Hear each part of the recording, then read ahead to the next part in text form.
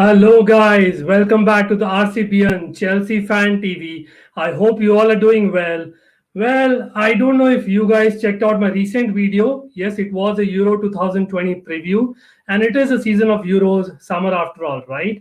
And I am in that mood as well. As you can see behind me, there is that England jersey. Is it coming home? I'm not too sure. But having said that, you guys know I always think about Chelsea, and Chelsea is always there in me. So I cannot stay from talking about Chelsea, and that comes by default, right? So here I am again with yet another Chelsea video. Yes, it is the talk of the town because there are transfer talks happening everywhere. It is a weekly new series that I've launched. This is, yes, talk transfers with Ankit, but you know what? It is just not me. Today, I have two buddies with me who are here. Yes, those are two budding channels as well to basically discuss and share their opinion on the strikers that we are going to sign or potentially going to sign. So hopefully we have a great discussion and you guys like it. So let me welcome them to you all first. Firstly, I'll get Nii Zion. Hi, buddy. How are you? Hey, not too bad. Doing good. It's just a hot day here in the United States, and it's very, very hot, about 80 to 90 degrees. That's what we're looking at right now. It's nice to be here on the channel, and then also help to educate our fans, our lovely Chelsea fans. Perfect. Definitely, I would again like to thank you for coming on. It has been a really busy day for Nii Zion, but Nii Zion, I would like you to basically tell us about what channel you have, and of course you are a fellow Chelsea fan. Yep. No secret about that, but maybe you can go ahead and tell us about that. My name is Nii Zion, the host of Blue Clouds TV channel, and then it's a channel that brings you the best transfer news, up and top of the news around the world of soccer or the world of football. You can find me on YouTube, Blue Clouds TV. You can find me on Facebook, Blue Clouds TV, and also my Twitter page is also Blue Clouds TV. So yeah, if you enjoy Ankit's content, you enjoy my content too. So swim by and check me out. Perfect, man. Guys, check out the description below. All the details are there already, right? So before we actually get to the next person, you can maybe go and click on subscribe. And as I'm actually waiting for you to do that, let me welcome Coachila. Hi, Coachila. How are you? Big up, Ankit. I can't complain. Every day above ground, it's a good day. So I'm grateful to be alive. Yeah, I'm doing well. How about you? Perfect. It's an awesome day, definitely, to have you two guys. Big up, Coachila. Before I give the platform to Coachila, I would like to say, both Nii Zion and Coachila, have been really supportive of RCBian Chelsea Fan TV and myself as well. And great channels, great people. So I would definitely recommend highly of them. And yes, Coachila, over to you for Chelsea Perspective. Where can we find you and what is it about? Yeah, first I'd like to thank you for the kind words. I go by the name Coachila, and my channel name is Chelsea Perspective. And it is the same everywhere on Instagram, on Facebook, and also on YouTube. And I look forward to seeing you guys there. Find time, check my content out, and if you like what you see, don't forget to subscribe. Perfect. That's great, buddy. So I think we should get to business. What do you guys say? Yep. Yeah, let's get on to it. That's why we're here. Perfect. Absolutely. So, guys, so we are going to talk about strikers that Chelsea are targeting, and not only that, the idea is who's actually the right fit. See, after all, we are the European champions now, right? So being the European champions, we got to go for the best. And trust me, we can go for the best. That is what Roman Abramovich has, and the Champions League has got to us. So I genuinely believe that the talk of the town should be, why should we sign a certain striker, not who are we signing? Because options are there, and assuming we have the money that we have, and of course the availability, let's look at basically which is the best fit.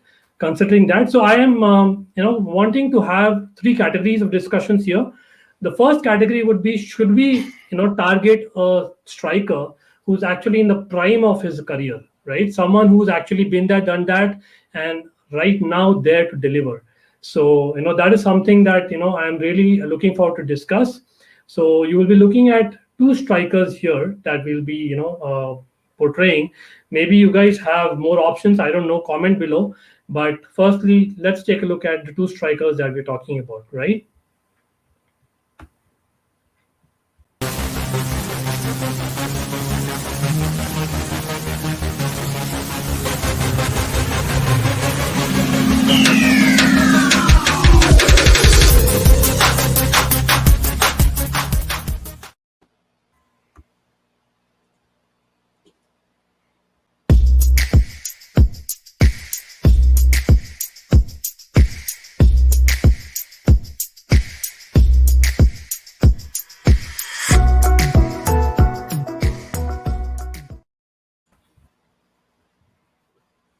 Okay. Okay, guys. So I think these are definitely sought after strikers. There, I believe there might be some technical issue at Coachila's end. So we'll probably wait for him to get on. But obviously, we can kind of continue the discussion meanwhile. So Nii Zion, Yeah, see what the reason I have picked these two strikers in the prime, as in there's no secret, right? yeah. Harry Kane, for me, the way I see it, right? I'll just probably put my point of view first, and then we can, discuss and delve on that. So he is the guy who's probably the most motivated striker out there, Hmm. and we don't have a striker who's more motivated than Harry Kane in today's day and age. Like this guy has been like the Golden Boot winner, forever in the Premier League, and he's what 29 now, and he only can get better the way it seems like, but unfortunately, he's not got a platform. So I know the talk of the town again is like Man City, signing him wanting Man City. So my debate here is like, why would Harry Kane go with Man City when he is an Arsenal fan who basically played for Tottenham? So I don't see that to be a reason for not playing for Chelsea because he's already kind of, made the Arsenal fans unhappy, so as to speak. And this guy is basically looking to win a trophy. So Chelsea is a team which is the most motivated to win the Premier League. Premier League is something that is probably most sought after by Harry Kane because he's an Englishman after all, right? So, Yeah. and obviously, money talks, and I don't think we have shortage of money either. So, the way I see it, I don't see any reason, and there are English internationals in Chelsea. So, maybe first, Nii Zion, I'll come to you, and then what do you think, makes Harry Kane a preference or not a preference in your opinion? In my opinion, in my way, how I see Harry Kane. Harry Kane is a very good player. He's taken the Golden Boot award numerous times in England. He's used to the culture. He understands the terrain, how the English game is being played. I mean, he's done it all. He's seen it all. The only downfall of Harry Kane is trophy. His trophy cabinet is very, very. I mean, it's empty.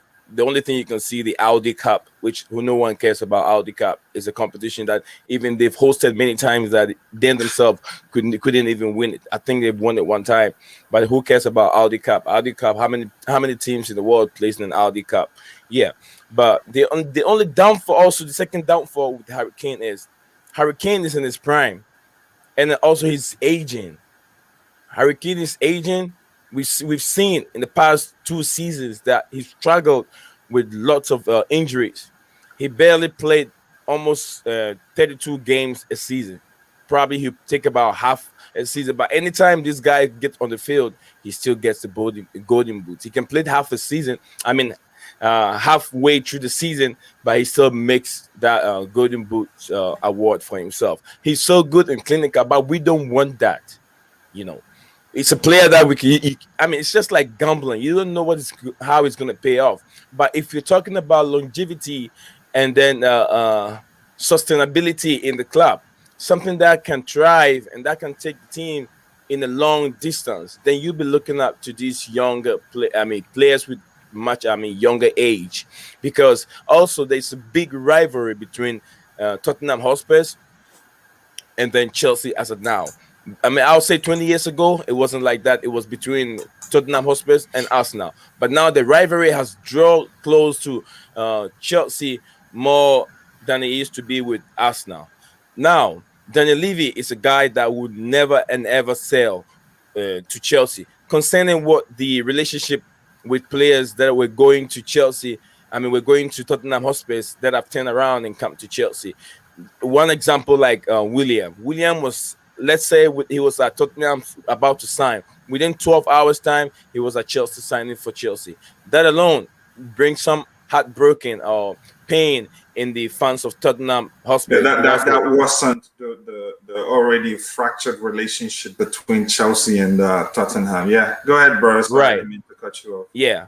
And then that's one of the broken relationship there. And also, we denied them of the first Premier League trophy that they were very close to win it at Stamford Bridge. We denied them. That also have created a very big rivalry. So there's no way Daniel Levy will release a player that can help Chelsea get to numerous trophy. So there's no way Daniel Levy is going to do that. And then also, even if he's going to do that, he will raise the price tag to 200 or something. That would not let Chelsea get close to secure the signature of Harry Kane. Great point. So I'll come to you, Coachila, right? Thanks, Nii Zion. So basically, what I would like you to touch upon, Coachila, is like, definitely, as in some of the points were great, like Nii Zion mentioned. Having said that, like the counter that I have for him is like, hey, I know that basically Daniel Levy is very kind of, anti-Chelsea. I think the Modric saga is something that is not a secret, right? Yeah. But Man City is not a team that pays like 150 million for like a proven 29-year-old, from my knowledge. They can do things different this year, who knows, and that's what the talk of the town again is. But I don't see that happening. So in case a Man City come with a 120 million and Chelsea come with a 150 million, Daniel Levy is not going to say no. Plus the fact that Euros are going to start now. So imagine if Chelsea table a bid before Euros of 150 million. You never know, after Euros, he might have a bad Euros, he might injure himself and the value may go down. So what is your take on that? Like, that's a catch-22 situation, right? The truth is, we all know we have to be truthful here. In football, money talks, no matter how we see it. Harry Kane is such a prolific striker. He's such a fine finisher. He's been there, done that, Premier League proven. And the truth is, like I said, money talks. But it will take a bank-breaking bid to get Daniel Levy to sell to Chelsea. Is it possible? It is very possible. But it will take something out of this world to get him to say, okay, I'll let you join Chelsea. And the second factor also is the man himself. He's been there for quite some time, and he wouldn't want to leave on a bad note. He would want to leave, at least living it up to the fans to come to the conclusions. Yes, we didn't give him the platform. We didn't prepare the club for him to. The club isn't structured in a way to keep him at the club because he wants to win trophies. So they will bid him farewell and say goodbye, and then the relationship will end on a good note. And he wouldn't want it to end on a sad note. He wouldn't want to have a bad relationship. He would want a situation whereby he comes back to the club, they cheer him up. They say, thank you for whatever you've done for us, because he's been great for them. And it's not been his fault that they haven't won anything. It has always been Daniel Levy's fault and the structure of the club, not having to spend much, always looking for something cheap here and there, and hoping to win trophies with the crop of players that they have, that we all know, you and I know, that aren't capable of winning trophies. So those two factors are some of the reasons why that I'd argue till tomorrow that there's not that possibility of Harry Kane joining Chelsea. Or let me just say, it will be difficult for it to happen. It would take something out of this world to lure him to Chelsea. And I think Nii Zion pretty much said everything that I should be saying right now, and he was correct. Yeah. I totally there. If I can add this real quick, just like what Coachila was saying, that the reason why Harry Kane don't want to leave on a bad note, because he's seen as a legend for the football club. Yeah, even though they haven't won. Even though they haven't won anything, and he doesn't, there's no way. Whatever he's achieved with the club now, if he moves to Chelsea, all that legacy is destroyed. Remember, I'll give you so many examples that we've gone through. Van Persie. Yeah, lots of. I mean, Fabregas played lots of games and won FA Cup for Arsenal. Arsenal people don't see him as a legend anymore. Yeah. Ashley Cole did very well for Arsenal. Arsenal fans don't see him as a legend. Olivier Giroud won FA Cup and scored numerous goals, scorpion kick, and all that.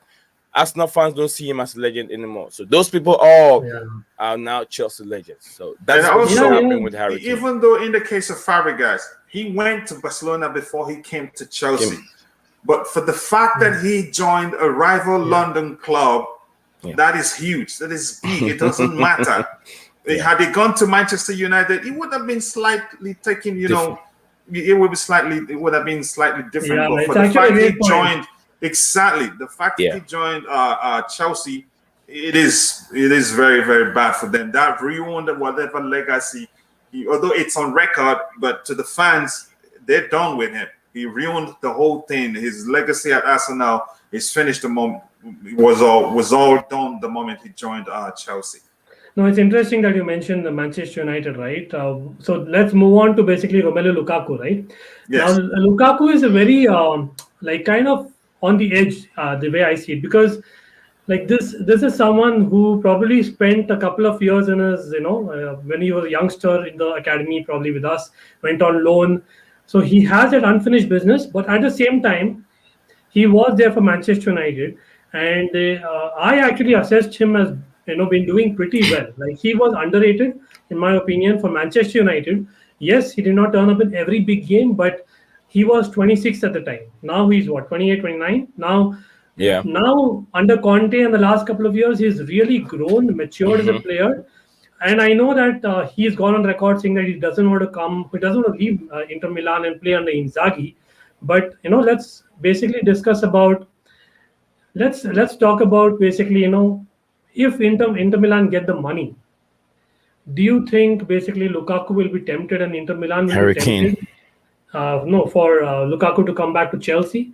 Maybe I'll start with Nii Zion. Harry Kane. You'll go with Harry Kane, not Lukaku? You're talking about Lukaku being at Inter Milan. Is he going to come back to Chelsea? Oh yeah. So the question here is like, imagine if Inter Milan, who are basically in dire straits, they don't have much money. I know the Hakimi talks are going on, but they still haven't got that money yet, right? So Chelsea kind of like maybe our scouts and our board think that maybe we'll not get Hakimi, and our priority is a striker because we have to finish. That is what we were lacking, right? Really, if you have to say. And that is where Lukaku is a finished product. He knows Chelsea, he knows England. Let's go big for Lukaku. Harry Kane is difficult to get in this market. Lukaku and Inter Milan need money. So let's just throw money and get Lukaku. That's easier deal. But will he come? Will he be a success at that level, what we need? Go ahead. Sorry. I thought. Sorry. No, go ahead. No, you're all right. Go ahead. Sorry. The truth is still, again, it all comes down to the phrase "money talks." But then again, it will take something special to also secure his signature. The reason being that his Inter Milan is one of Inter Milan's most prized assets right now. And also, he's got a good relationship with Conte. And let's not forget, Conte's departure from Chelsea was very messy. It was and it was followed by a prolonged court battle with the club. So, given his relationship with Conte, if Conte is looking to take a job at any club anytime soon, and if it is a club that is capable of securing Romelu Lukaku's signature, I tell you this: he'd rather wait for Conte to get a job, and then he joins Conte at that club. And if he has a good relationship with Conte, like we know he does, Conte can convince him to just wait. And it wasn't like Conte left Inter Milan on a bad note. He can also communicate with the club and say, please, just hold him there for me. I am going to start. I am going to join team A, B, or X, Y, Z, and I need him there. If you can just hold off on selling him, believe me, I will come for him. So there's politics everywhere in football. whether we like it or not, even though it's not there for everyone to see. So those are factors that could possibly make it impossible for Lukaku to return to Chelsea. And it's when relationships do go a long way in all this, even in the transfer. That's why you see Chelsea trying the first try to mend their relationship with Mino Raiola, because they wanted to go for Haaland. And without mending that relationship, it would have been difficult to even start talking to Haaland. So that brings so I'm referencing that case because the relationship exactly, we should now know. We must not forget that Romelu Lukaku has a very good relationship with Conte, and Conte didn't leave Inter Milan on a bad note. He had to leave because let me say, I can't say the structure of the club is changing, but because of the financial difficulties that they are facing right now, he had to leave. So he's one of those factors. That's one of the reasons why it would be difficult for Romelu Lukaku to come back to Chelsea. Fair. So, Nii Zion, I'll put a question, right? Again, like I'm here to put the counter. I agree there totally with the Coachila, but what I would say, like, I know that Conte and Lukaku are in love, literally, but the fact being that Lukaku has gone on record not only now but years ago, as well as very recently, that he loves Drogba, he loves Czech, he basically loves the Chelsea hierarchy, of the past, right? I know that he is probably spent the time. If you don't mind, in fact, there's one of my videos where I say something like, "Do you want Lukaku back at Chelsea?" I did mention there was a video of a teenage Lukaku touring the Stamford Bridge facility, saying how much he loved it, how much he loved the field. He's actually the truth is goosebumps. Chelsea, exactly. He's Chelsea through and through, and him leaving Chelsea wasn't like the board wanted him to leave. He wanted to leave. And and he said something about going to Mourinho's office and said, "I want to leave." And the reason being, he wanted to be starting games, and not that's to ensure his development as a young player. Then, and Mourinho gave him his blessings and said, "Okay, if you wanted to leave, you understand." So, but that's it. By the way, that's all I wanted to say to complement what you were saying, that he is Chelsea through and through. Go ahead, brother. Exactly right. So Nii Zion, take that point, right? Like he is Chelsea through and through, like Coachila said. But the fact, like, he knows that Chelsea right now probably need a striker more than, like, I know Conte going anywhere, he'll be a great fit, but he's already 29, right? If he's going to win the Champions League, Conte is very bad at cup competitions. Like, don't get me wrong, I loved Conte. He's a fantastic manager, but very bad. It's on record. Nobody gets it wrong. It's on record. We're all seeing it. Right. So Chelsea are basically, I think, we dominate cup competitions over all clubs. Like, I would say in the last decade, we are probably the best among all clubs in Europe. So Nii Zion, like, taking those things into consideration, and the fact that he's a left-footed striker that Chelsea probably, would like that variation to have. Do you not see him thinking in like, calm head that, hey, this is a better fit for me?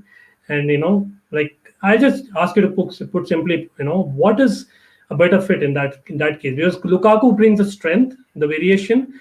Kane brings basically recent Premier League success, right? But with our team putting into place like Havertz and Werner, do you not see Lukaku a better fit? Yeah, I see Lukaku. Beginning, I was not jumping into the Haaland train. I wasn't really interested into it, but over time, I started thinking outside the box, just like my brother will say on this channel, the Green Tape guy. I started thinking very well, and I was like, if we're looking for longevity, and then also, we want success. Lukaku, it's left-footed. His power and everything is, I mean, he can score goal with his right too, but we're talking about player with more versatility. I don't know how good he is when he's being marked, because the Premier League, let me tell you, they are very, very smart defenders. Once they realize that this guy is so good on his left foot, that's his strength, they will target that left foot. They'll always make sure you take your ball to the right-hand side. They will block your left side. And then that's when you wish that you have a player that is good with his left and right, both foot. It's also an advantage for every single player that plays whichever position. Even if you're playing on the left-hand side, you have to be good with your right foot at the same time. So, yeah, looking at the price tag of Romelu Lukaku, it is challenging. It is very challenging and very difficult. Lukaku he's a winner. He's a winner. He's won an FA Cup. Lukaku has won Italian championship. He's won the and how do you call it? He's won the Belgium championship. He's won numerous player of the year. That is Lukaku. He broke a few records at Inter. Yes, yes. The top scorer 2 times with, in Italian league. That's amazing. That's amazing player. Also played 36 appearances, 36, and also scored 24 goals. That's amazing in the Italian league. But you could ask yourself, can Lukaku do it in the Premier League? He's done it. So we've done it a couple times. But the only thing that people tag Lukaku is he doesn't perform when he plays against the big team. But then we also we don't have to forget this. I'm not very sure that Lukaku left the club with happiness. He was angry. Not angry with the board, but angry with the damn manager that we have, who did not want to give him the chance to grow and then get used to the culture. He was very young when he was there, and he saw lots of idols. Like we all know, Drogba was one of his idols, and he loves his style of play. And he wants to emulate the way he does it. It's just like everybody wants to play like Maradona and Messi. Just like everybody wants to play like Cristiano Ronaldo. So they follow the footsteps. So then the guy saw that his dream has been shut down. I don't see Lukaku coming back to Chelsea. No matter how much money, no matter how much you put down.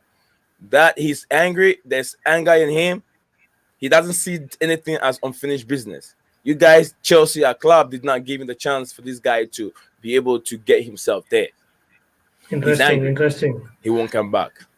So I think you have already made the call. Obviously, I was going to put a scenario. Okay, if we are able to pay and get Harry Kane at 150 million and Lukaku at 100 million, both breaking our records. Right. Nii Zion clearly, I think, would go for Harry Kane. And Coachila, what about you, quickly? Which of the two would I go for? 150 million for Harry Kane or 100 million for Lukaku? No. It, like Americans would say, it's a no for me. Honestly, it's a no-brainer. It's a no-brainer. I wouldn't. It's a serious no for me. I wouldn't even get up to 70 for both. Wow. Okay, that's great. So I think that's a great call, and that makes it even more interesting, Coachila, because the next section is something that I don't know how you're going to take it, but we are going to talk about. Listen, basically. Can I explain why I said I wouldn't go like up to 70 for both? Not for both of them at the same time. Like each of them, I wouldn't pay up to 70 for each of them, because the truth is, me either. They are all both 28, 29. They probably have. They both each has just a few years. We won't get the money back, right? But in the case of Haaland, even if you pay 150 for Erling Haaland, he's just 20, right? Am I right? 2 years to get that money back.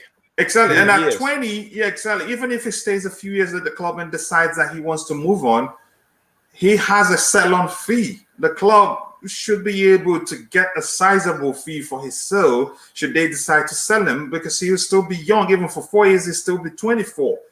Yeah, you understand, and by then he must have played. He will get to play many games for Chelsea and show that he can do even better than he's done at Dortmund. And then Chelsea can say we want 200 million for him or 300 million.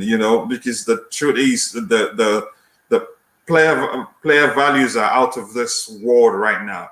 So sorry, I didn't mean to cut you off. I just wanted to make to explain why I said I wouldn't pay up to 60 million for Lukaku, what's his name, Lukaku or Kane. Yeah, exactly. So because at the age of Haaland, even if he underperforms in his first year, if Chelsea sign him, there's still hope. You can give him time and be patient with him because he's still young. But for Lukaku or Kane, if they underperform in their first year at Chelsea, there's a big problem because they don't have too much time left. Right. Having said that, so what I was going to say is, like, basically now that we have seen and discussed in detail both Lukaku and Kane, like you mentioned Haaland obviously, right, already, but like what are the options? So let's look at basically Haaland and maybe another option that we have, and these are people who are not there at the prime yet. They're already near the prime, but basically very young, and like Coachila said, they have like a return on investment for them. So let's look at them, guys. So I'm just going to show you all.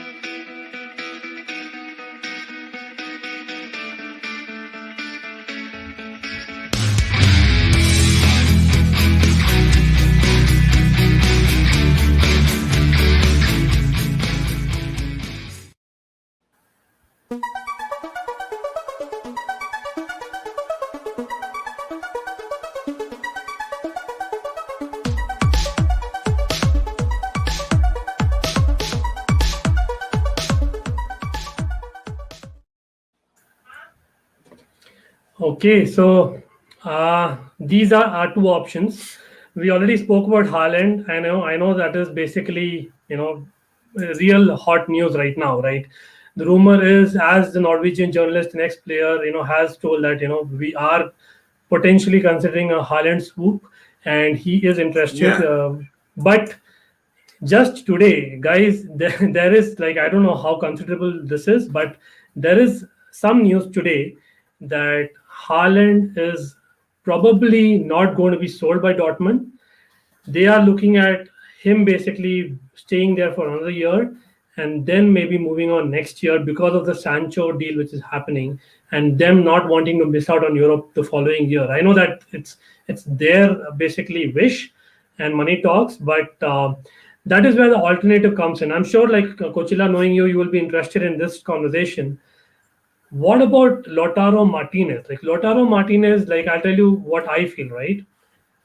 Basically, Lautaro Martinez literally reminds me of Sergio Aguero. When Sergio Aguero was like 24, 25, he was a player who was supposed to be, replacing the likes of, I think, Torres and before that Forlan in Atletico Madrid.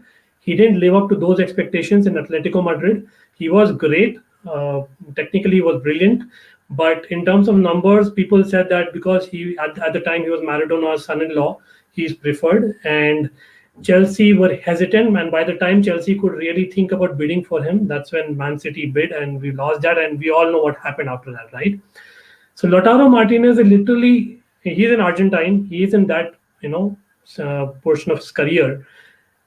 Do you think paying, as you said, like somewhere that we can get return of investment, paying like a 50, 60, 70 million for a Lautaro Martinez would be much better compared to 140 or 150 million for Haaland?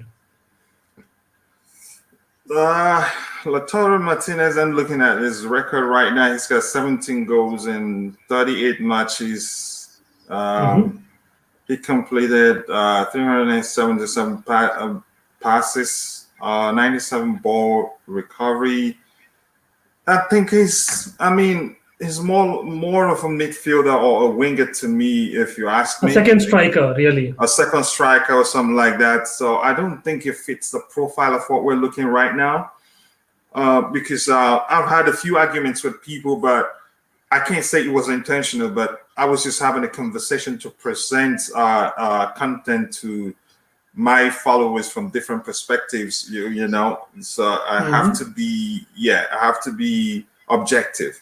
So during the arguments, somebody like Bobby, somebody like Declan, something like Declan, they argued, if we can't get our man, we wait it out. We just choose what we have. Can I say something real quick? Yes. I'm sorry, Elsie, can I ask you a real question? Did you send the link to the chat? No, so we are not actually live right now, but it's going to be released as soon as we finish. Oh, okay. All right, thank you. You can take this side out. Yeah, so you understand what I'm saying right now. So Lautaro Martinez, is not, he doesn't fit the profile of player we're looking for right now in the attack. We need a finisher. And for me, you can argue that the only person that fits that profile right now is what's his name again? Erling Haaland. Erling Haaland is a hybrid of a player. He's a mashup of Didier Drogba, mashup of Diego Costa. Yeah, he's just a mashup of Didier Drogba and Diego Costa because he can bully players, and he plays with passion, and he's strong. So that's the profile of player we want right now. Lautaro Martinez given the way he plays, you can say he's not soft, but the truth is he will struggle a bit in the Premier League. And we want an outright striker. We're not looking for a second striker. We have lots of people that fits the profile to play as a second striker. Right now, we want an outright striker. So I don't think Lautaro Martinez is the guy. Fair point. So Nii Zion, I'll probably counter this, right? What I actually feel like, knowing Thomas Tuchel, he actually believes that Havertz is the future. Havertz, for me, cannot play on the wing. If we play with a 3-4-3 formation, I don't see him doing as well on the wing than what he did in the Champions League for us. Yeah, that's just my Lampard opinion. tried that out and it didn't work. It didn't work, right? So basically, for Havertz to be molded, and I genuinely believe in the interviews that Thomas Tuchel has given that he believes that Havertz is that level of confidence that we need compared to Werner. And plus, we are having Giroud. Yes, I know he may still go. The talks are of AC Milan, but in case we can have Giroud as a backup with Havertz, being a step better next season.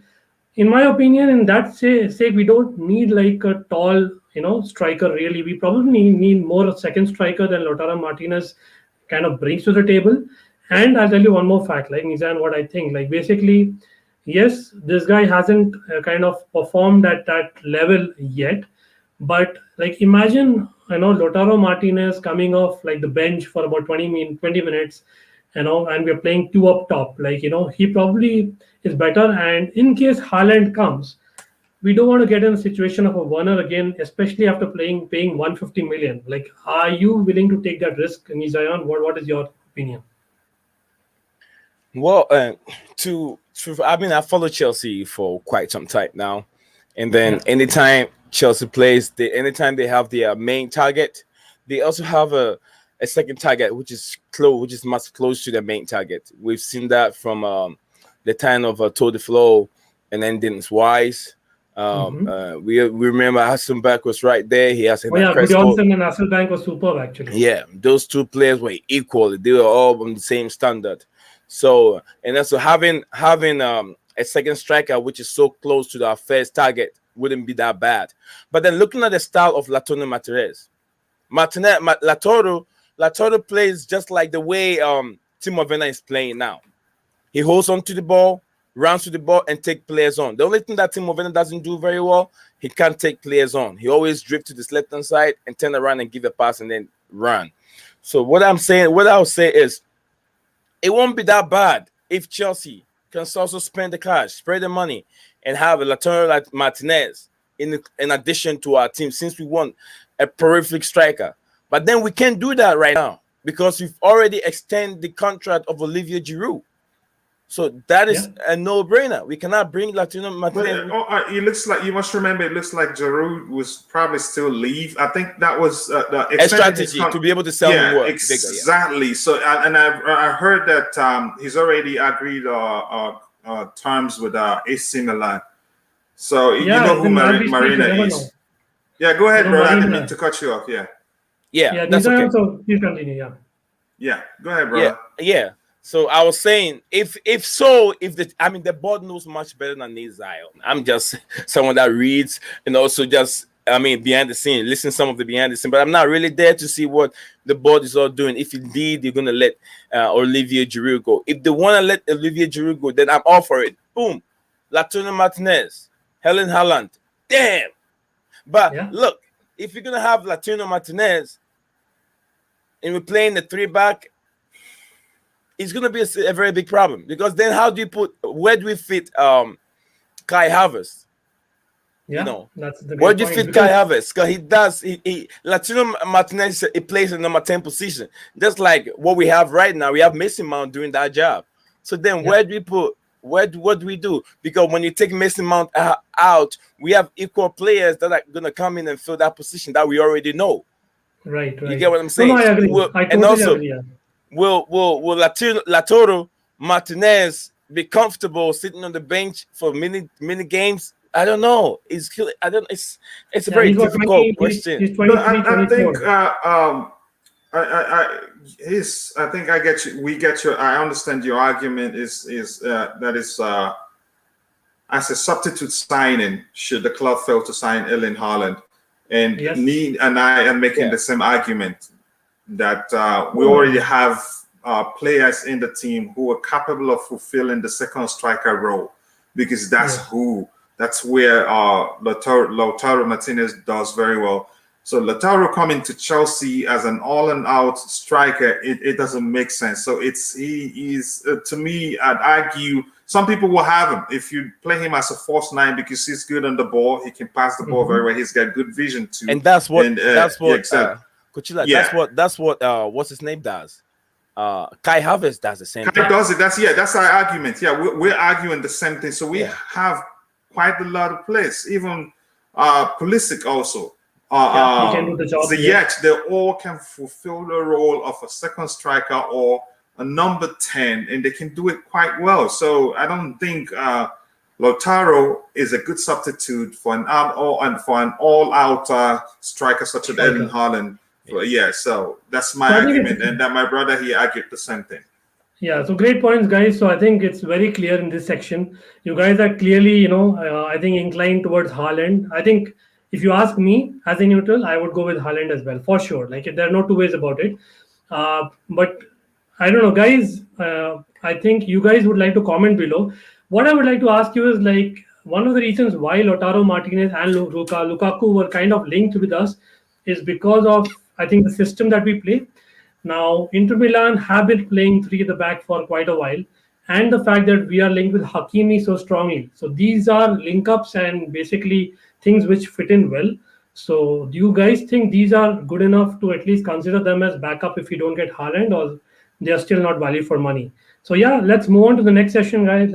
Next section is basically extremely interesting for me because if at the beginning of the transfer window you ask me, I would basically go for this guy. Yes, we just have one guy in the next section, and maybe let's take a look at him first, and then let's talk about it, right?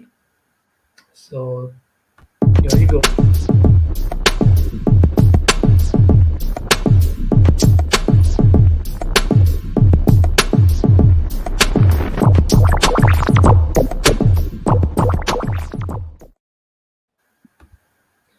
Wow.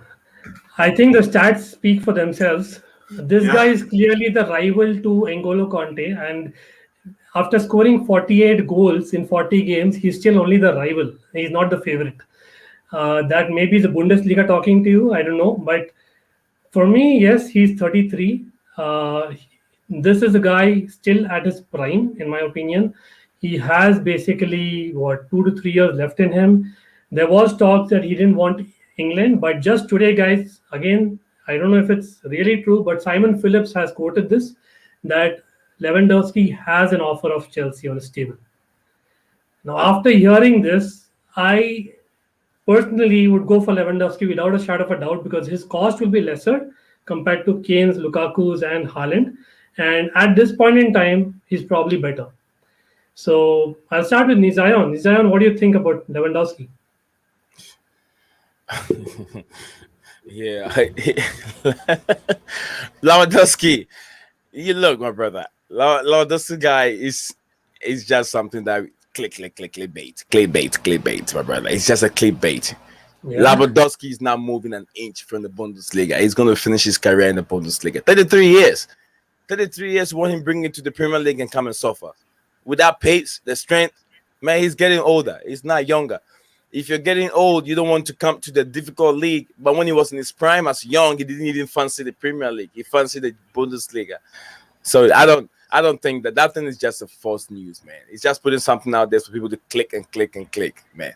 So yeah, Lewandowski's a no way. Okay, that's interesting. What about you, Coachila? I am on the same boat on this one with Nii Zion as I've, it's I don't think Bayern will risk it since the pandemic.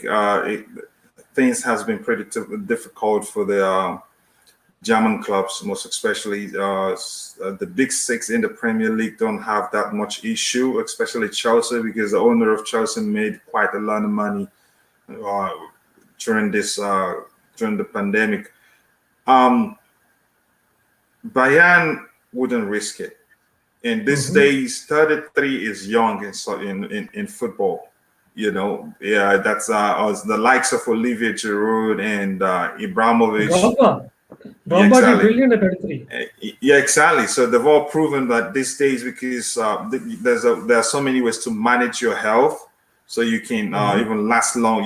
That helps your career last longer than it usually does a few years ago. So I don't think Bayern would risk letting him go, because he's still putting away chances like he's still 22. Even at, it looks like as the ages he gets even better. So and with the way Bayern plays, he doesn't have to run too much. He just have to position himself very well, and they will find him, and all he has to do is just put away the chances. So I don't think, like Nii said, all those rumors and articles about him coming to Chelsea are all just clickbaits, and there may be some element of truth to it. The Chelsea would most definitely go for him, even if they are signing Haaland, because he would be a serious asset to have in the team. There may that's why I say there may be some truth to it, is that possibly Chelsea may have actually reached out and said, okay, you want to come, something like that. But like I said, I don't think Bayern will let him go. It would be a huge mistake. If I should add this to it, also look, who else is in his prime right now in the world as a good number 9? They have 2 number 9s, where one is on a decline and one is still on top, which is Lewandowski. Thomas Muller is not performing as much as he used to be in about 3 years ago. He's declining bit by bit, but then he's not an outright 9. Yeah, okay, it's not an outright 9. So then, who are they linked to? They don't have the funds to acquire the signature of Erling Haaland. The only time I can say that they can acquire the signature of Erling Haaland if next summer. If the price go down to 60 or 70, like you said, and it's still not going to come easy. So I would think that if Chelsea can get Haaland right now, they can do the 18 months buyout thing they did with the Naby Keita. But then I would prefer Chelsea to start with Erling Haaland. Go to the how do you call it? The preseason with Erling Haaland. Let's see what Chelsea can do. That would be great. Absolutely great. So I think it's clear, guys. Please add, Coachila.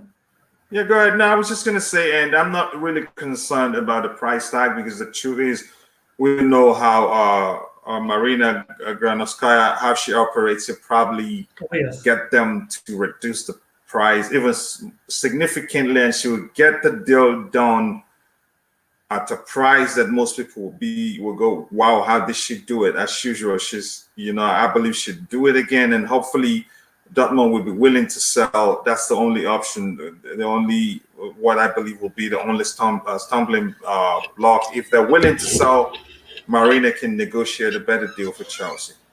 Yeah, what I would say is, I wish Batshuayi had a great loan, because the last time he was in Dortmund, he was fantastic. But this time he's not had. So otherwise, that would have been a great way of negotiating, in my opinion. But anyway, let's see what's the best thing. So guys, it's very clear. I don't know, guys in the audience, you guys must be thinking that, hey, most of the guys we have rejected, even though we have all the cash. But I think, including me, if you give me the money, Haaland it is. It's very clear. Having said that, I think that's also clear. If we are missing out on Haaland, we don't practically see Lewandowski coming to Chelsea, even though that's wishful thinking. We would love it.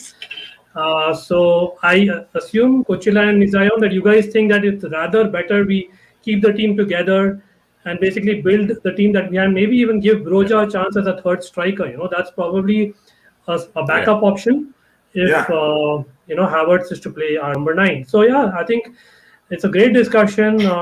I've had a great time. I don't know about you guys. And I think we have some two players that I think we can keep them in the team, let them gel. Right now, Tino Andre he's got the experience of how the Champions League looks like. That alone is a plus to him. He's got a Champions League medal. So a lot of attacking midfielders, basically. Yeah. That brings to mind, I was at the other side of the coin this morning listening to the conversation, and I don't know why most people, some people on the panel there were arguing this player, Callum Hudson-Odoi, should go out on loan. He shouldn't stay at Chelsea. And my argument is this: why do you want him to go out on loan? Going out on loan means you're starting from scratch. You've proven to the manager that you can do it, and he trusts you. And that means you get another chance. Look at the case of Phil Foden. Phil Foden could have gotten frustrated and leave Man City, but look where he is today. He started the Champions League final ahead of Sergio Aguero and who again? Gabriel Jesus. Yes, Mason Mount in our exactly. So yeah, the loan system works for Mason Mount, but you have to consider Mason Mount got the chance to state his claim that he's capable of leading the team, that he's capable of being a team, that he can perform at all levels because Frank Lampard was there and because Chelsea had a transfer ban in place. So the loan system doesn't really work all the time. So why are you advising players who are already at the club, playing under the same manager, learning how the manager wants them to play, and also are already integrated into the team, and you want that player to leave out on loan? If it does leave alone, the chances of getting back and getting into the team again at Chelsea is near to zero. But the manager would trust you better when you are developing with the team. You're under him. You're learning how he wants you to play. He sees you every day, and then he values you more than going out and buying another player. And that's who Tuchel is. Tuchel is very good at bringing in young talents into the first team. He's done it at Dortmund. He's done it at PSG. So, and then I said to them, if if Cho's future lies elsewhere, then good for him. It will be good for him to leave on loan. But if he really deep down wants to make it at Chelsea, the better option for him would be to stay at Chelsea, fight for your place, and show the manager he's trusted you already on occasions. Show him you can do even better. Then you have a future at Chelsea. Going elsewhere on loan means starting from you're practically hitting the reset button. And that brings me to Ruben Loftus-Cheek. He had a few bad games under Frank Lampard, but his case looks as if he hit the panic button because he underperformed on occasions. Had he stayed and continued playing under Frank Lampard, he could have been in the first team right now. But he hit the panic button and ran to Fulham, where he played quite a few games, but that still doesn't help his case. That too at right midfield and left midfield at times. So it doesn't make sense at all, right? So I think Blue. I actually watched on Blue Clouds TV as well. I think Nii Zion has touched upon Ruben Loftus-Cheek just earlier today, and he was mentioning same point. Like, you guys are hitting the nail on the head. So I can conclude here by saying that, hey, Marina, Chelsea board, if you're listening, we need Haaland, the best of the lot, because he's going to be a best for a decade. If not, we have a lot of players on loan in the squad. Please use them. We are the team to beat in Europe. And I think Hudson-Odoi is an attacker. He's not a right wing back, for God's sake. He's got to, put his hand up and, say that, hey, I got to play as an attacker, and we can basically have a number 10 right there and born again. So great conversation, guys. Again, thank you for your time. Guys, do check the description below. All the 3 social media links, channel links, all are there. So just if you can smash the like button as well as subscribe to 3 of us, that'll be fantastic. And we will be back not only with more transfer news, but yes, I think as we speak, the Euros first day is taking off. So it'll be really interesting as to who's going to win the first week of the Euros. So I'll be back possibly in the first week end with the Euros review, as well as more cricket. Yes, cricket coming back on the channel. And I would like to give the platform to Coachila and to Nii Zion now to speak or add anything. Yes, it's a pleasure being here. This is my first time co-host and let me say being part of the panel on your channel. You've been to mine on a couple of occasions, so I'm happy to get the chance to reciprocate. It's not easy. You've shown that you're always available to support all the channels, so it's a pleasure to be here to also support you as you've always done for me and all the Chelsea content creators. Again, my name is Coachila and my channel name is Chelsea Perspective. It's the same everywhere on YouTube, Instagram, Twitter, Reddit, and Facebook. And I look forward to seeing you guys there. Thank you. Yes, Nii Zion, please. It's all yours. Yes, as usual, you guys, a lot of you guys might know me on YouTube, man. Nii Zion. You can find Nii Zion on Blue Clouds TV. The host name is Nii Zion. The channel name is Blue Clouds TV. You can find Blue Clouds TV on Facebook, Blue Clouds TV on Twitter, Instagram, Blue Clouds TV. And then also, guys, don't forget, anytime you get on my channel, get on the Discord server, join the Discord server. So when I go live, you can call through the Discord server, and it's very easy to do that. So you guys, we're building the community over here. Help my brother RCBian. Subscribe to the channel, guys. Subscribe. Do him a favor. Subscribe it and join. You will never regret you did. He got some great content, great vibes that need some kind of his channel is a bit different, but you have to really pay close attention to what he's saying, because he brings lots of the stuff that he brings are facts, not just telling a story. He's bringing facts from what Chelsea's all about. He's a great content creator, and you guys stay glued to him. Thank you for those words, Nii Zion, and I reciprocate totally. And yes, guys, so I hope you all had a good time. Do comment below on any feedback you have. Until then, see you.